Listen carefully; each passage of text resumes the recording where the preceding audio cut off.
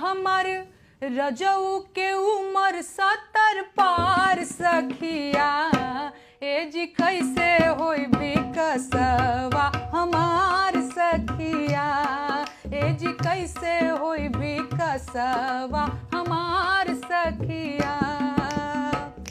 नमस्कार दोस्तों, जैसे कि आप जानते हैं कि नेहा सिंह राठौर हमेशा विवादित बात हो या विवादित गाना हो, इसमें उलझे रहते हैं, सुर्खियों में बने रहते हैं और अपने दर्शकों को हमेशा वैसे बात उठाते हैं जहां पे उस बात का वैल्यू होता है, यानी गरीबी से लेकर रोजगार से लेकर ऐसे ऐसे वो टिप्पणियां करती हैं जो कि जनहित में अच्छा होता है। तो ये जनता का जो बात उठाते हैं वो काफ़ी लोगों को चुभ जाता है, लेकिन इस बार जो ये बात उठाए हैं वो हम आपको सुनाएंगे और गाना भी सुनाएंगे कि वो कैसे गाना सुनाएंगे। लेकिन उससे पहले दोस्तों, आप हमारे YouTube चैनल को सब्सक्राइब कर ले, प्यारा सा बेल बटन दबा दे ताकि हम नेहा सिंह का ऐसे गाना और भाषण सुनाते रहें। तो चलिए वीडियो को शुरू करते हैं।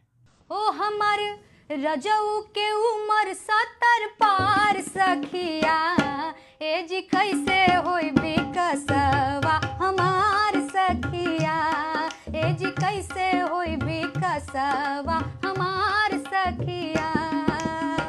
पाकल पाकल दाढ़ी उनकर पाकल पाकल मोछिया, चले खातिर दोनों ओर लगावेले बैसखिया, एही से सुन बाटे आचारा हमार सखिया, एही से सुन बाटे गोदिया हमार सखिया, एज कैसे होई विकसवा हमार सखिया।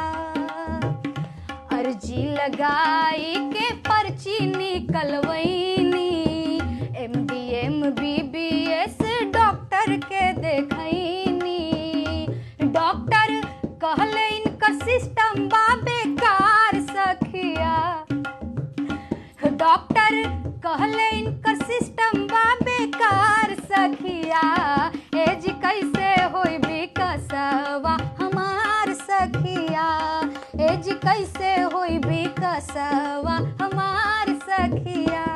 और एक लाइन, कोखिया जन्मी है जब विकसवा ललनवा, सोहर गवाइब हिंदुस्तान से पाकिस्तानवा, मान लेब 56 के छाती बातो हार सखिया, मान लेब 56 के सीना बातो हार बालमा, एज कैसे होई विकसवा हमार बालमा, एज कैसे होई विकसवा हमार सखिया। एगो विदेशवा में रखले बासवतिया, ओहरे बिछावत बा बिछावनाया खटिया, हमके छेड़ेला सेठ साहूकार सखिया, हमके छेड़ेला सेठ साहूकार सखिया, एज कैसे होई विकसवा हमार सखिया।